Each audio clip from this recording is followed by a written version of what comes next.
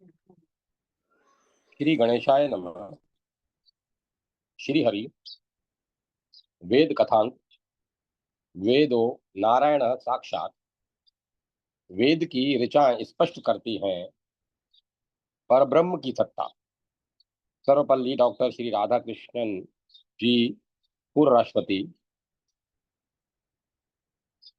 वेदों में जिन तत्वों को इंगित किया गया है, उपनिषदों में उन्होंने उन्हीं की व्याख्या की गई है। ग्रंथों के अनुशीलन से यह स्पष्ट होता है कि उपनिषदों के दृष्टा जिस सत्य को देखते थे, उन उसके प्रत्यक्ष प्रत्येक रूप रंग के प्रति पूर्णतः ईमानदार थे। इस तथ्य के कारण उनकी व्याख्या के अनेक निष्कर्ष अब पुराने पड़ गए हैं, किंतु उनकी कार्यविधि, उनकी आध्यात्मिक और भौतिक ईमानदारी तथा आत्मा की प्रकृति के विषय में उनके विचारों का स्थायी महत्व है। उन मंत्र दृष्टा ऋषियों का कथन है कि एक केंद्रीय सत्ता अवश्य है, जिसके भीतर सब कुछ व्याप्त है। प्रत्यक्ष भौतिक विषयों तथा अंतरिक्ष की अमाप विशालता और अगणित आकाशीय पिंडों से परे परब्रह्म परमात्मा का अस्तित्व है। संपूर्ण सत्ता का अस्तित्व उस परमात्मा के ही कारण है। पर ब्रह्म पुरुषोत्तम कण कण में व्याप्त है। मानव की आत्मा में तो उसका निवास है ही। उसके लघुतम से अधिक लघु और महत्तम से अधिक महत्व अस्तित्व का सार तत्व प्रत्येक प्राणी के भीतर उपस्थित है। तत्त्वम असि रूप अखंड और एवं अद्वय परब्रह्म का निवास समस्त प्राणियों में है ही। वह परमात्मा हृदय की गहराइयों में स्थित है। परब्रह्म की उपस्थिति की ऐसी प्रतीति मात्र से व्यक्ति पवित्र हो जाता है। ऋग्वेद कहता है, अस्तित्व या अनस्तित्व कुछ नहीं था। वायु भी नहीं, ऊपर आकाश भी नहीं, फिर वह क्या है जो गतिशील है, फिर दिशा में गतिशील है। किस दिशा में गतिशील है और किसके निर्देशन में गतिशील है? कौन जानता है? कौन हमें बता सकता है? सृष्टि कहाँ से प्रारंभ हुई? क्या देवगण उसके बाद सम उत्पन्न हुए? कौन जानता है कि सृष्टि कहाँ से प्रारंभ हुई? और कहीं से भी प्रारंभ हुई तो उसका कर्ता कौन है? केवल वही अकेला जानता है। वह स्वर्ग में बैठा संपूर्ण सृष्टि को देख रहा है। उन शब्दों में आत्मा विषयक अनुसंधान, आध्यात्मिक विचार एवं भौतिक संदेहवाद की अभिव्यक्ति होती है, और यहीं से भारत के सांस्कृतिक विकास का आरंभ हुआ। ऋग्वेद दृष्टा एक सत्य में विश्वास करते रहे। वह सत्य हमारे अस्तित्व को नियंत्रित करने वाला एक नियम है। हमारी सत्ता के विभिन्न स्तरों को बनाए रखने में यह असीम वास्तविकता है। वही एकम सत्य है। विभिन्न देवगण इसी के अनेक रूप हैं। ऋग्वेद के देवता वास्तव में उस अमर ईश्वर की शक्तियां हैं। सत्य अभिभावक है। अतः हम प्रार्थना, उपासना एवं आराधना से उनकी कृपा प्राप्त कर सकते हैं। उनकी ही कृपा के बल पर हम सत्य के नियम, ऋतस्य पंथा को पहचान सकते हैं। पर ब्रह्म को पहचानना और उसके साथ एकाकार हो जाना मानव मात्र का लक्ष्य है।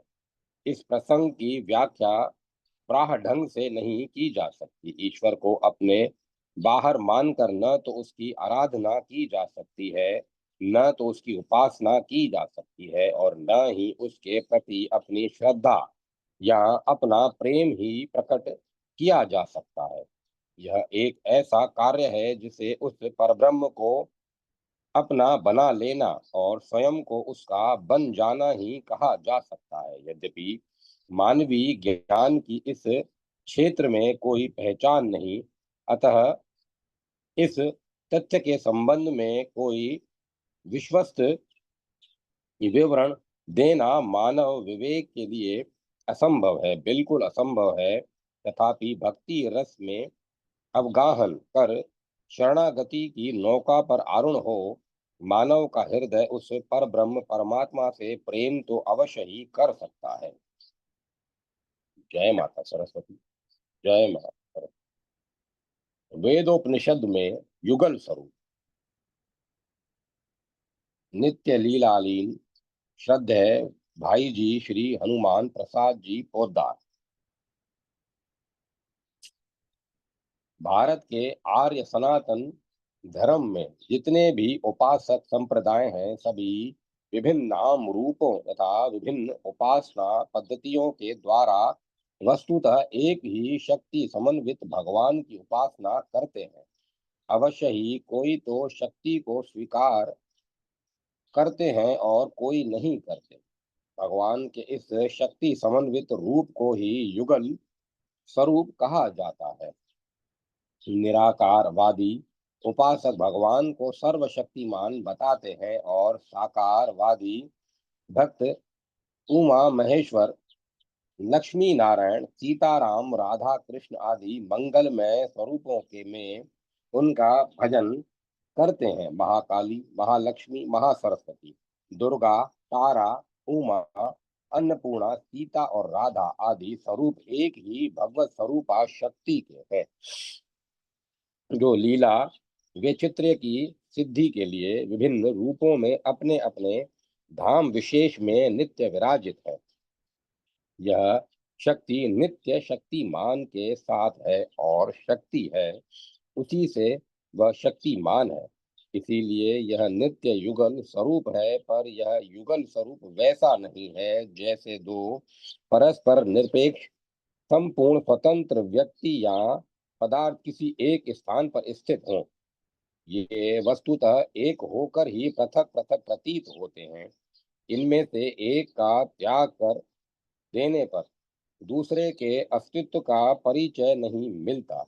वस्तु और उसकी शक्ति, तत्व और उसका प्रकाश, विशेष्य और उसके विशेषण समूह, पद और उसका अर्थ, सूर्य और उसका तेज, अग्नि और उसका दाहकत्व, इनमें जैसे नित्य युगल भाव विद्यमान है, वैसे ही ब्रह्म में भी युगल भाव है, जो नित्य दो होकर भी नित्य एक है और नित्य एक होकर भी नित्य दो है, जो नित्य भिन्न होकर भी नित्य अभिन्न है और नित्य अभिन्न होकर भी नित्य भिन्न है, जो एक में ही सदा दो है और दो में ही सदा एक है, जो स्वरूपतः एक होकर भी द्वैत भाव के पारस्परिक संबंध के द्वारा ही अपना परिचय देते और अपने को प्रकट करते हैं। यह एक ऐसा रहस्यमय परम विलक्षण तत्व है कि दो अयुक्त सिद्ध रूपों में ही जिसके स्वरूप का प्रकाश होता है, जिसका परिचय प्राप्त होता है और जिसकी उपलब्धि होती है, वेद मूलक उपनिषद में ही इस युगल स्वरूप का प्रथम और स्पष्ट परिचय प्राप्त होता है। उपनिषद जिस परम तत्व का वर्णन करते हैं, उसके मुख्यतः दो स्वरूप हैं, एक सर्वातीत और दूसरा सर्व कारणात्मक। सर्व कारणात्मक स्वरूप के द्वारा ही सर्वातीत का संधान प्राप्त होता है और सर्वातीत स्वरूप ही सर्व कारणात्मक स्वरूप का आश्रय है। सर्वातीत स्वरूप को छोड़ दिया जाए तो जगत की कार्य कारण श्रृंखला ही टूट जाए, उसमें अप्रतिष्ठा और अनवस्था का दोष आ जाए, फिर जगत के किसी मूल का ही पता न लगे और सर्व कारणात्मक स्वरूप को न माना जाए तो सर्वातीत की सत्ता है कहीं नहीं मिले। वस्तुतः ब्रह्म की अद्वैत पूर्ण सत्ता इन दोनों स्वरूपों को लेकर ही है।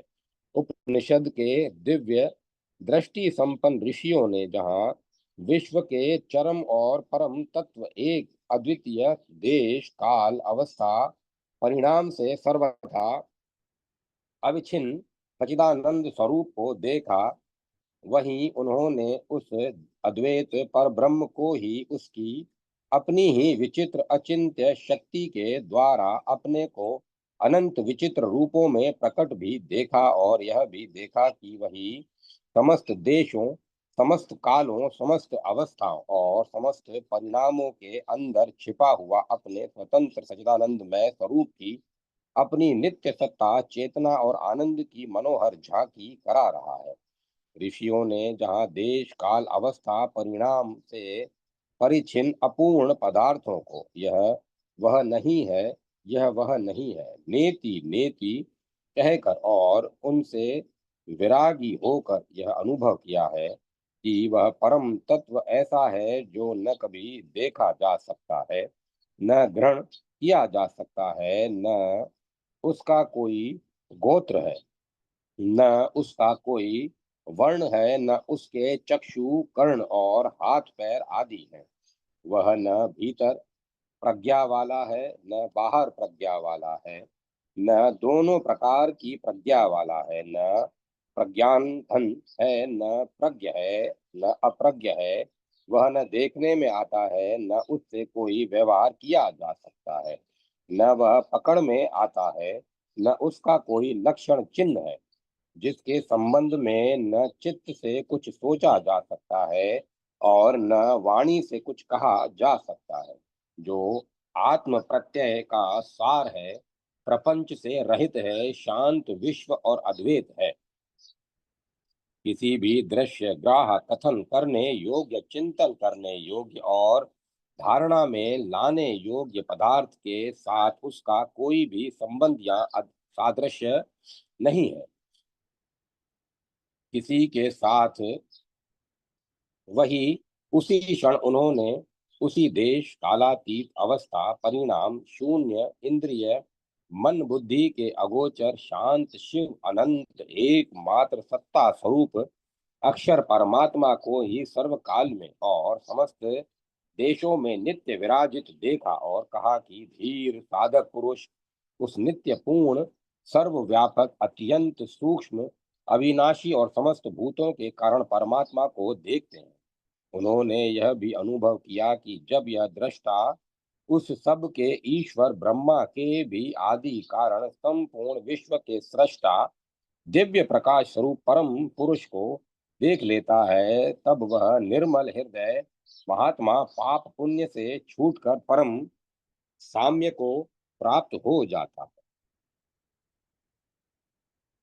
यहाँ तक कि उन्होंने ध्यान योग में स्थित होकर परम देव परमात्मा की उस दिव्य अचिंत्य स्वरूप भूत शक्ति का भी प्रत्यक्ष साक्षात्कार किया, जो अपने ही गुणों से छिपी हुई है।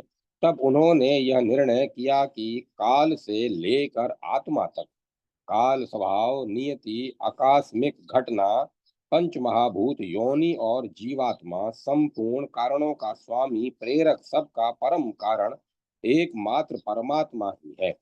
ऋषियों ने यह अनुभव किया कि वह सर्वातीत परमात्मा ही सर्व कारण, कारण, सर्वगत, सब में अनुसित और उस सब का अंतर्यामी है। वह सूक्ष्माति सूक्ष्म, भेद रहित, परिणाम शून्य, अद्वय परम तत्व ही चराचर भूत मात्र की योनि है एवं अनंत विचित्र पदार्थों का वही एकमात्र अभिन्न निमित्तोपादन कारण है। उन्होंने अपनी निभ्रांत निर्मल दृष्टि से यह देखा कि जो विश्वातीत तत्व है वही विश्वकृत है, वही विश्ववित है और वही विश्व है। विश्व में उसी की अनंत सत्ता का अनंत ऐश्वर्य, अनंत ज्ञान और अनंत शक्ति का प्रकाश है। विश्व सृजन की लीला करके विश्व के समस्त वैचित्र्य को, विश्व में विकसित अखिल ऐश्वर्य, ज्ञान और शक्ति को आलिंगन किए हुए ही वह नित्य विश्व के उधर्व में विराजित है। उपनिषद के मंत्र दृष्टा ऋषियों ने अपनी सर्वकाल व्यापनी दिव्य दृष्टि से देखकर कहा, सौम्य, इस नाम रूपात्मक विश्व की सृष्टि से पूर्व एक अद्वितीय सत्य ही था, परंतु उसी के साथ तुरंत ही मुक्त कंठ से यह भी कह दिया कि ये उस सत परमात्मा ने ईक्षण किया, इच्छा की मैं बहुत हो जाऊं, अनेक प्रकार से उत्पन्न हूं। यहाँ बहुतों को यह बात समझ में नहीं आती कि जो सबसे अतीत है वही सर्वरूप कैसे हो सकता है। परंतु उपनिषद दृष्टि से इसमें कोई भी विरोध या असमंजस्य नहीं है। भगवान का नित्य एक रहना, नित्य बहुत से रूपों में अपने आस्वादन की कामना करना और नित्य बहुत से रूपों में अपने को आप ही प्रकट करना, ये सब उनके एक नित्य स्वरूप के ही अंतर्गत है। कामना, ईषण और आस्वादन ये सभी उनकी निर्वचिन पूर्ण चेतना के क्षेत्र में समान अर्थ ही रखते हैं। भगवान वस्तुतः न तो एक अवस्था से किसी दूसरी अवस्था विशेष में जाने की कामना ही करते हैं और न उनकी सहज नित्य स्वरूप स्थिति में कभी कोई परिवर्तन ही होता है। उनके बहुत रूपों में प्रकट होने का यह अर्थ नहीं है कि वे एकत्व की अवस्था से बहुतत्व की अवस्था में अथवा अद्वैत स्थिति से द्वैत स्थिति में चलकर जाते हैं। उनकी सत्ता तथा स्वरूप पर काल का कोई भी प्रभाव नहीं है और इसीलिए विश्व के प्रकट होने से पूर्व की या पीछे की अवस्था में जो भेद दिखाई देता है वह उनकी सत्ता और स्वरूप का स्पर्श भी नहीं कर सकता। अवस्था भेद की कल्पना तो जड़ जगत में है। स्थिति और गति, अव्यक्त और व्यक्त, निवृत्ति और प्रवृत्ति, विरति और भोग, साधन और सिद्धि, कामना और परिणाम, भूत और भविष्य, दूर और समीप एवं एक और बहुत, ये सभी भेद वस्तुतः जड़ जगत के संकीर्ण धरातल में ही है। विशुद्ध पूर्ण सच्चिदानंद सत्ता तो सर्वथा भेद शून्य है। वह विशुद्ध अभेद भूमि है। वहाँ स्थिति और गति, अव्यक्त और व्यक्त, निष्क्रियता और सक्रियता में अभेद है। इसी प्रकार एक और बहुत, साधना और सिद्धि, कामना और भोग, भूत भविष्य वर्तमान और दूर तथा दूर और निकट भी अभेद रूप ही है। इस अभेद भूमि में चैतन्य घन पूर्ण परमात्मा परस्पर विरोधी धर्मों को आलिंगन किए नित्य विराजित है। वे चलते हैं और नहीं चलते, वे दूर भी हैं, समीप भी हैं, वे सबके भीतर भी हैं और सबसे सबके बाहर भी हैं। वे अपने विश्वातीत रूप में स्थित रहते हुए भी अपनी वैचित्र्य प्रश्विनी कर्मशिला अचिंत्य शक्ति के द्वारा विश्व का सृजन करके अनादि अनंत काल तक उसी के द्वारा अपने विश्वातीत स्वरूप की उपलब्धि और उसका सम्यक भोग करते रहते हैं। उपनिषद में जो यह आया है कि वह ब्रह्म पहले अकेला था, वह रमण नहीं करता था। इसी कारण आज भी एकाकी पुरुष रमण नहीं करता। उसने दूसरे की इच्छा की, उसने अपने को ही एक से दो कर दिया, वे पति पत्नी हो गए। इसका यह अभिप्राय नहीं है कि इससे पूर्व वे अकेले थे और अकेलेपन में रमण का अभाव प्रतीत होने के कारण वे मिथुन युगल हो गए, क्योंकि काल परंपरा के क्रम से अवस्था भेद को प्राप्त हो जाना ब्रह्म के लिए संभव नहीं है। वे नित्य मिथुन युगल हैं और इस नित्य युगलत्व में ही उनका पूर्ण एकत्व है। उनका अपने स्वरूप में ही नित्य, अपने ही साथ नित्य रमण, अपनी अनंत सत्ता, अनंत ज्ञान, अनंत ऐश्वर्य और अनंत माधुर्य का अनवरत आस्वादन चल रहा है। उनके इस स्वरूपगत आत्म मैथुन, आत्म रमण और आत्म स्वादन से ही अनादि अनंत काल, अनादि अनंत देशों में अनंत विचित्रा मंडित, अनंत रस समन्वित विश्व के सृजन, पालन और संहार का लीला प्रवाह चल रहा है। इस युगल रूप में ही ब्रह्म के अद्वैत स्वरूप का परमोत्कृष्ट परिचय प्राप्त होता है। अतएव श्री उमा महेश्वर, श्री लक्ष्मी नारायण, श्री सीताराम, श्री राधा कृष्ण, श्री काली श्री काली रुद्र आदि सभी युगल स्वरूप नित्य सत्य और परांतर से उपनिश्चित प्रतिपादित है।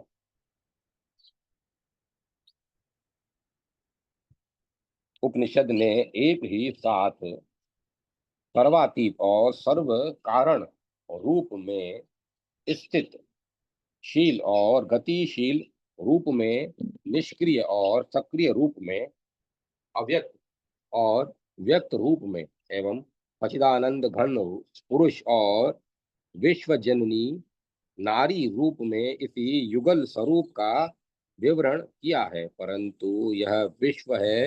बहुत ही गहन परंतु यह विषय है बहुत ही गहन। वस्तुतः यह अनुभवगम्य रहस्य है। प्रगाढ़ अनुभूति जब तार्किकी बुद्धि की द्वंद्वमयी सीमा का सर्वथा अतिक्रमण कर जाती है, तभी सक्रियत्व और निष्क्रियत्व, सकारत्व और निराकारत्व, परिणामत्व और अपरिणामत्व एवं बहुरूपत्व और एक रूपत्व के एक ही समय, एक ही साथ सर्वांगीण मिलन का रहस्य खुलता है। तभी इसका यथार्थ अनुभव प्राप्त होता है। यद्यपि विशुद्ध तत्व में चैतन्य राज्य में प्राकृत पुरुष और नारी के सदृश तेन्द्रियादिगत भेद और तदनुकूल किसी लौकिक या जड़ीय संबंध की संभावना नहीं है, तथापि जब प्राकृत तत्व की प्राकृत मन, बुद्धि एवं इंद्रियों के द्वारा उपासना करनी पड़ती है, तब प्राकृत उपमा और प्राकृत संज्ञा देनी ही पड़ती है। प्राकृत पुरुष और प्राकृत नारी एवं उनके प्रगाढ़ संबंध का सहारा लेकर ही परम चित्तत्व के स्वरूपगत युगल भाव को समझने का प्रयत्न करना चाहिए। वस्तुतः पुरुष रूप में ब्रह्म का सर्वातीत निर्विकार निष्क्रिय भाव है और नारी रूप में उन्हीं की सर्व कारणत्व का अनंत लीला वैचित्यमयी स्वरूपा शक्ति का सक्रिय भाव है। पुरुष मूर्ति में भगवान विश्वातीत है, एक है और सर्वथा निष्क्रिय है, एवं नारी मूर्ति में वे ही विश्व जननी बहुप्रसविनी लीला विलासनी रूप में प्रकाशित है। पुरुष विग्रह में वे सच्चिदानंद स्वरूप है और नारी विग्रह में उन्हीं की सत्ता का विचित्र प्रकाश, उन्हीं के चैतन्य की विचित्र उपलब्धि तथा उन्हीं के आनंद का विचित्र आस्वादन है। अपने इस नारी भाव के संयोग से संयोग से ही वे परम पुरुष ज्ञाता, कर्ता और भोक्ता है, सृजन करता, पालन करता और संहार करता है। नारी भाव के संयोग से ही उनके स्वरूपगत, स्वभावगत अनंत ऐश्वर्य, अनंत वीर्य, अनंत सौंदर्य और अनंत माधुर्य का प्रकाश है। इसी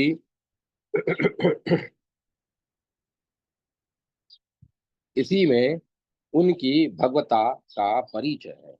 पुरुष रूप से वे नित्य निरंतर अपने अभिन्न नारी रूप का आस्वादन करते हैं और नारी शक्ति रूप में अपने को ही अपना अनंत आकार प्रकारों में लीला रूप में प्रकट करके नित्य चिद रूप में उसकी उपलब्धि और उपभोग करते हैं। इसीलिए ब्रह्म सर्वज्ञ, सर्वशक्तिमान, सर्वलोक महेश्वर, षडेश्वर पूर्ण भगवान है। सचिदानंदमयी अनंत वैचित्र प्रस्विनी लीला विलासनी महाशक्ति ब्रह्म की स्वरूप भूता है। ब्रह्म के विश्वातीत, देश कालातीत, परिणामी सचिदानंद स्वरूप के साथ नित्य मैथुनी भूता है।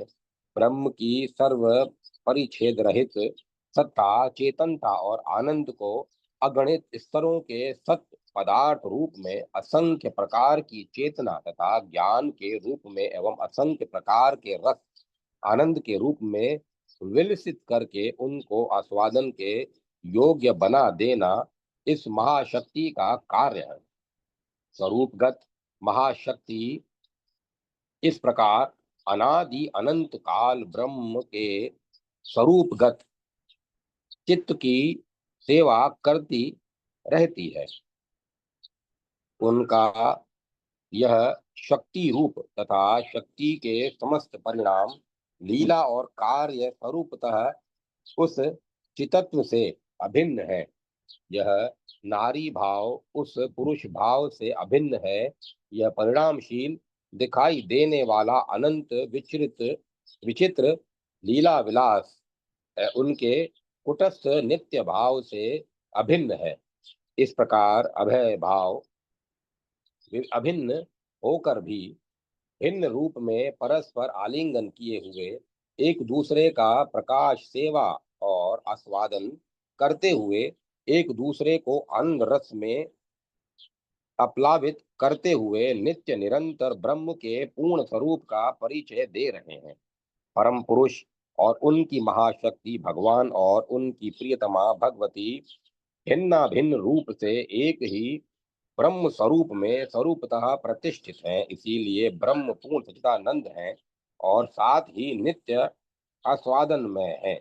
वही विचित्र महारास है और अनादि अनंत काल बिना विराम चल रहा है। उपनिषदों ने ब्रह्म के इसी स्वरूप का और उनकी इसी नित्य लीला का विविध दार्शनिक शब्दों में परिचय दिया है और इसी स्वरूप को जानने समझने उपलब्ध करने तथा उपभोग करने की विविध प्रक्रियाएं विद्याएं और साधनाएं अनुभवी ऋषियों की दिव्य वाणी के द्वारा उनमें प्रकट हुई।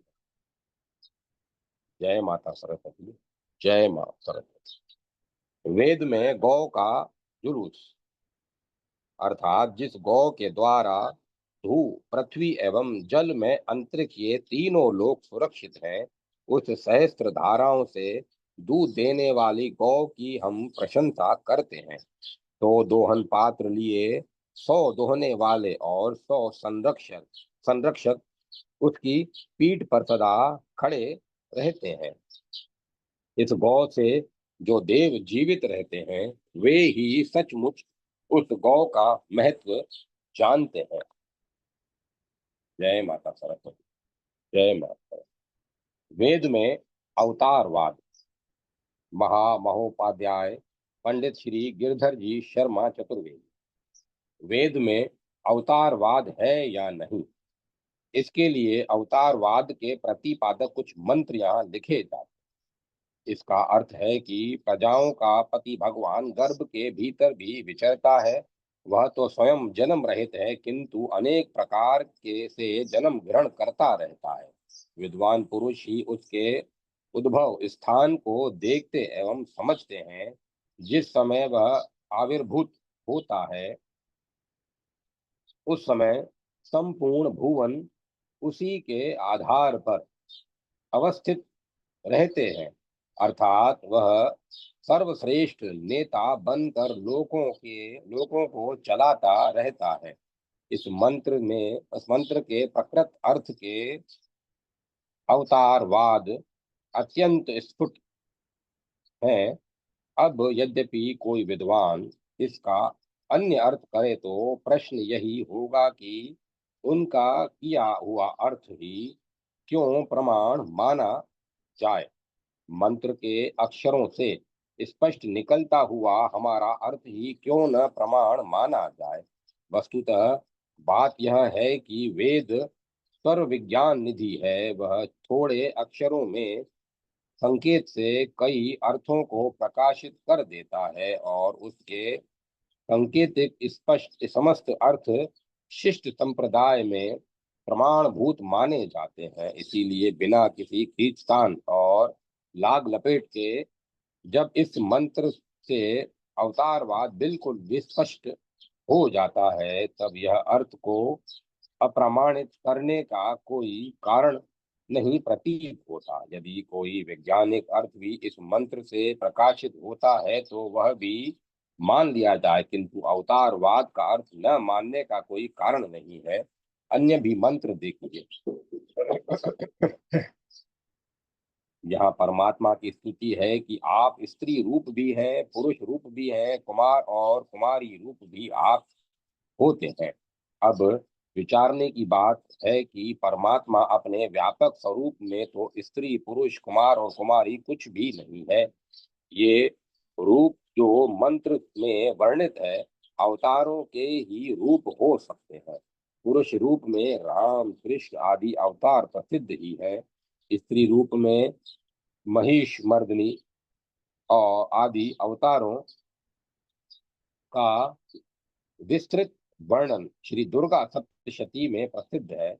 वहां से सभी अवतार स्त्री रूप ही है। व्यापक निराकार परमात्मा पुरुष रूप में अथवा स्त्री रूप में इच्छा अनुसार कभी कहीं भी प्रकट हो सकता है। कुमार रूप में अवतार भी वहाँ वर्णित है और कुमार रूप में वामन अवतार प्रसिद्ध ही है, जिसकी कथा विस्तार से शतपथ ब्राह्मण में प्राप्त होती है।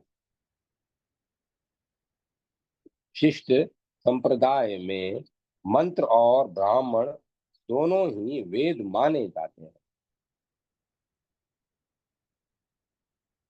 इसीलिए शतपथ ब्राह्मण में प्रसिद्ध कथा को भी वेद का ही भाग कहना शिष्ट संप्रदाय द्वारा अनुमोदित अनुमोदित है। और कथा का संकेत मंत्र में भी मिलता है, अर्थात इन दृश्यमान लोकों का विष्णु ने विक्रमण किया, उन पर अपने चरण रखे, अर्थात अपने चरणों से सारे लोकों को नाप डाला। वे लोग इनकी पाद धूलि में अंतर्गत हो गए। वामन अवतार की यह स्पष्ट कथा है। यहाँ भी अर्थ का विभाग उपस्थित होने पर यही उत्तर होगा कि मंत्र के अक्षरों से स्पष्ट प्रतीत होता हुआ हमारा अर्थ क्यों न माना जाए। जो कथा ब्राह्मण और पुराणों में प्रसिद्ध है उसके अनुकूल मंत्र का अर्थ न मानकर मनमाना अर्थ करना एक दुराग्रह पूर्ण कार्य होगा। जो संप्रदाय ब्राह्मण भाग को वेद नहीं मानते वे सभी यह तो मानते ही हैं कि मंत्रों के अर्थ ही भगवान ने ऋषियों की बुद्धि में प्रकाशित किए। वे ही अर्थ ऋषियों ने लिखे। वे ही ब्राह्मण और पुराण आदि भी वेदार्थों के विस्तार ही है। यह उनमें ही वर्णित है। इसी प्रकार मत्स्य अवतार की कथा और वराह अवतार की कथा भी शतपथ आदि ब्राह्मणों में स्पष्ट मिलती है। जो वैज्ञानिक अवतार हैं जिनका सृष्टि में विशेष रूप से उपयोग है, उनकी कथा ब्राह्मणों में सृष्टि प्रक्रिया बताने के लिए स्पष्ट रूप से दी गई है। महाभारत के टीकाकार श्री नीलकंठ ने मंत्र भागवत और मंत्र रामायण नाम से दो छोटे निबंध भी लिखे हैं। उनमें राम और कृष्ण की प्रत्येक लीलाओं के प्रतिपादक मंत्र उद्धृत किए गए हैं। उन मंत्रों से राम और कृष्ण के प्रत्येक चरित्र प्रकाशित होते हैं और वेद के रहस्य को प्रकाशित करने में ही जिन्होंने अपना संपूर्ण जीवन व्यतीत किया, उन वेद के असाधारण विद्वान विद्या वाचस्पति श्री मधुसूदन जी ओझा ने भी गीता विज्ञान भाष्य के आचार्य कांड में उन मंत्रों को दोहराया है। इसीलिए ये मंत्र उन लीलाओं पर नहीं घटते, ऐसा कहने का साहस कोई नहीं कर सकता। इससे वेदों में अवतारवाद होना अति स्पष्ट हो जाता है। जय माता सरस्वती। जय माता। वेद शब्द का तात्पर्यार्थ क्या है?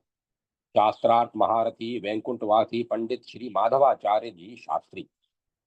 वेद शब्द में ब्रह्म का मूर्त स्वरूप है, इसीलिए सभी शास्त्रों में वेद शब्द का अपर पर्याय ब्रह्म प्रसिद्ध है। वेद का जो विधि प्रधान भाग है वह तो ब्राह्मण नामना ही नामना ही सर्वत्र व्यहकृत व्यहरत है।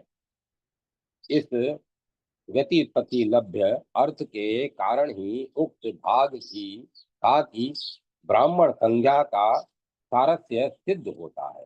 वेद शब्द विद सत्याम, विद ज्ञाने, विद विचारणे और विद्रुल लाभ है, इन चार धातुओं से निष्पन्न होता है, जिसका अर्थ है जिसकी सदैव सत्ता हो, जो अपूर्व ज्ञान प्रद हो, जो एकानुष्मिक अभय विद विचारों का कोश हो और जो लौकिक और लोकोत्तर लाभप्रद हो। ऐसे ग्रंथ को वेद कहते हैं। वेदों में सत्ता, ज्ञान, विचार और लाभ, ये चारों गुण विद्यमान हैं। हम क्रमशः इन चारों गुणों पर विशेष विचार उपस्थित करते हैं। सत्ता, ईश्वरवादी सभी संप्रदायों में ईश्वर अनादि और अनंत परिग्रहित है। वेद भगवान की वाणी है, अतः वह भी अनादि और एवं अनंत है। स्मृति वचन है, वेद स्वयंभू ब्रह्मा की वह वाणी है जिसका न कोई आदि और न अंत, अतएव वह नित्य है। ब्रह्मा भी वेदवाणी के निर्माता नहीं, अपितु यथोपदिष्ट उपसर्ग प्रदान करने के कारण उत्सृष्टा ही है। इस प्रकार वेदों की सत्ता त्रिकालाबाधित है। कदाचित कोई कुतार्किक वाणी शब्द को सुनकर आशंका करे कि लोक में तो वाणी त्रिकाला बाधित नहीं होती। जागृत अवस्था में ही वाणी का व्यापार प्रत्यक्ष दृष्ट है। स्वप्न, सुषुप्ति और तुर्यावस्था में तो वाणी के व्यापार की कदम्पि संभावना नहीं की जा सकती। अतः आस्तिकों के कथित भगवान के भी शयन काल में वाणी का अवरोध युक्ति संगत है।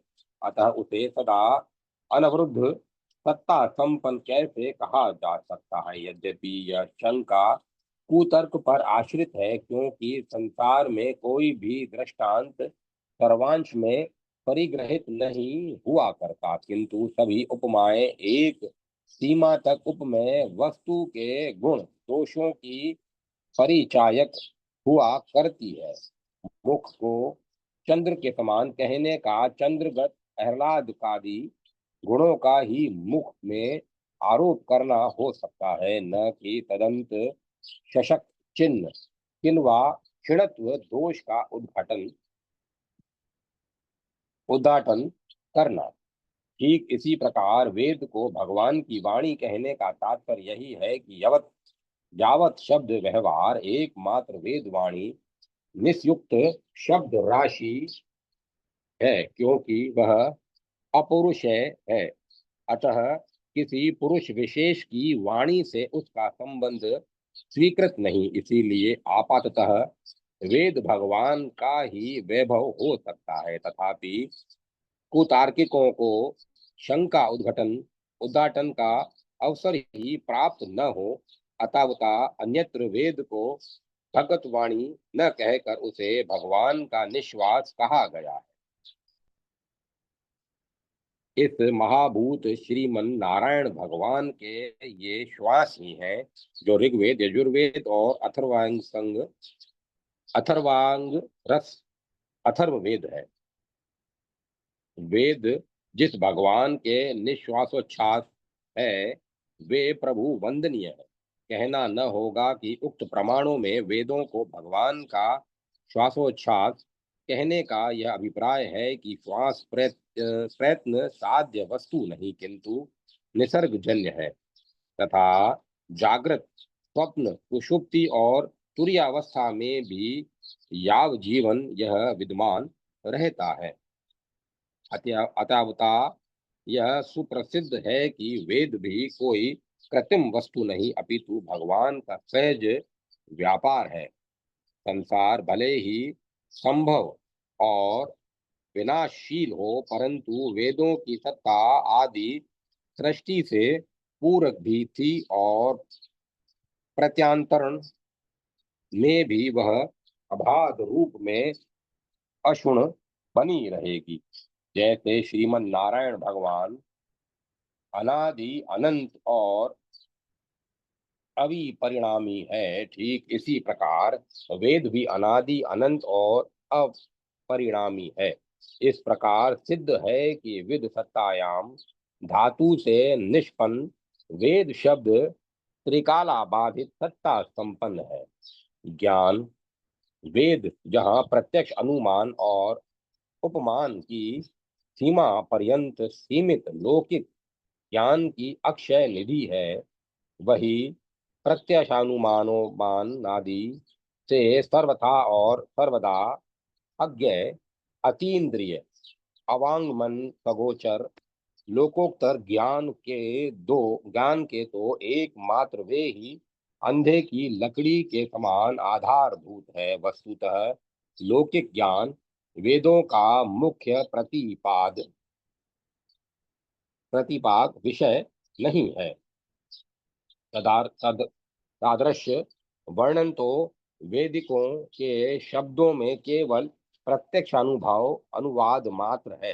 कुछ लोग कहते हैं कि अग्निश्रमस्य भेषजम, यह बात वेद के बिना भी वज्र मूर्ख तक स्वानुभव से जानते हैं। फिर वेद में ऐसी छिछली बातों की क्या जरूरत थी। परंतु अशिष्टताओं को मालूम होना चाहिए कि वेद का यह प्रत्यक्षानुवाद भी उस कोटि का साहित्य है जो कि आज के कथित भौतिक विज्ञानवादियों की समस्त उछल कूद की पराकाष्ठा के परिणामों से सदैव एक कदम आगे रहता है। शंकावादी की उद्धृत श्रुति का केवल यही अर्थ नहीं है कि अग्नि शीत की औषधि है, अर्थात आग तापने से पाला दूर हो जाता है, अपितु वेद के उन इन शब्दों से यह उच्च कोटि का विज्ञान भी गर्भित है कि हिमानी प्रदेश में उत्पन्न होने वाली जड़ी बूटी अतएव उष्ण होती है। शिलाजीत, केशर, संजीवनी और कस्तूरी आदि इस तथ्य के निदर्शन है। अथवा बर्फ बनाने का नुस्खा अग्नि ही है, अर्थात इतनी डिग्री उष्णता पहुंचाने पर तरल राशि बर्फ रूप में घनीभूत भाव को प्राप्त हो जाती है। कहना न होगा कि वर्तमान भौतिक विज्ञानवादी वर्षों अनुसंधान करने के उपरांत एक मुद्दत के वेद के उपर्युक्त मंत्रासन द्वारा प्रतिपादित हिम विज्ञान को समझ पाए हैं। इसी प्रकार वेद प्रतिपादित अशत्व विज्ञान शंख ध्वनि से रोग कीटाणु विनाश विज्ञान श्री जगदीश चंद्र बसु और टीबी रमन आदि भारतीय विज्ञान वेताओं के चिरकालीन अनुसंधानों के उपरांत अब भारतीय वैज्ञानिकों तक अंशतः पहुंच गया है। इसी प्रकार हिमवतः प्रसवंती हृदयो गभेषजम आदि वेद प्रतिपादित गंगा जल के हृदय रोगों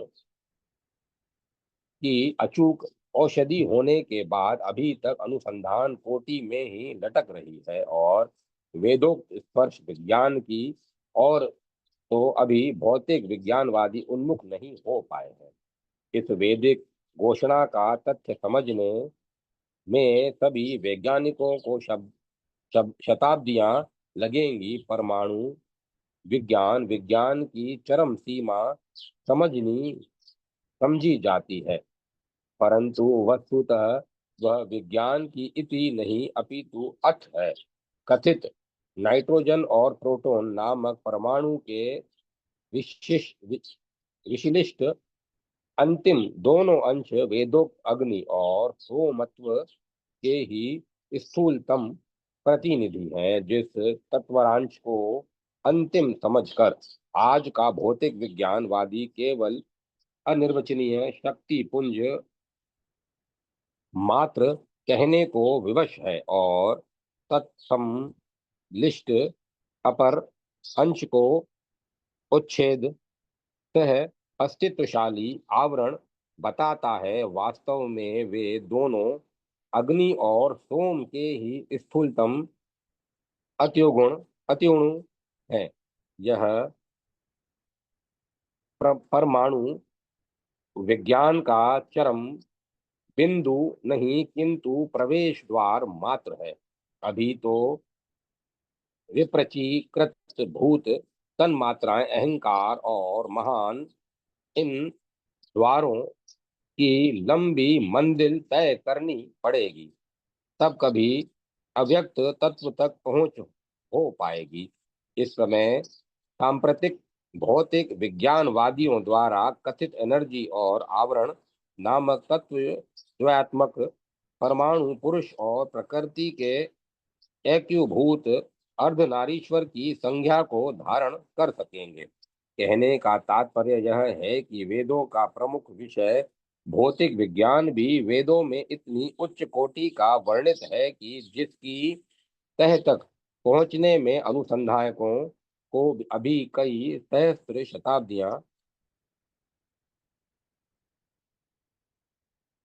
सहस्त्राब्दियां लग सकती हैं। हमने प्रसंगवश कतिपय पंक्तियां इस विषय पर इसलिए लिख छोड़ी हैं कि जिनसे वर्तमान भौतिक विज्ञान की चकाचौंध में चौंधियाई हुई भारतीय आंखों की भी साथ साथ कुछ चिकित्सा हो सके।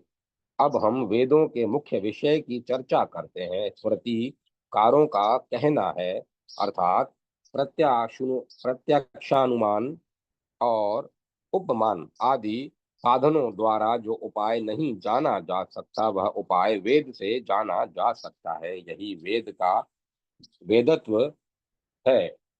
मन क्या है, बुद्धि क्या है, स्वप्न और सुषुप्ति की अनुभूतियां किमाधार भूत है, जीवन मरण क्या है, मृत्यु के पश्चात क्या कुछ होता है इत्यादि मानव प्रश्न को मानव बुद्धि बलात् सुलझाने का असफल प्रयत्न किया जाएगा तो हो सकता है कि अनुसंधानक तन की अर्धविक्षिप्त किंवा मस्तिष्क की धमनी फट जाने से मृत्यु का ग्रास ही न बन जाए। इसीलिए अनुभवी तत्वदर्शियों की खुली घोषणा है कि इंद्रियातीत भावों को तर्क से समझने का प्रयास नहीं करना चाहिए। कहने का तात्पर्य यह है कि जिन लोकोत्तर परोक्ष विषयों से में मानव बुद्धि उछल कूद मचाकर कुंठित किंवा पंगु हो जाए, उन विषयों के परिज्ञान के लिए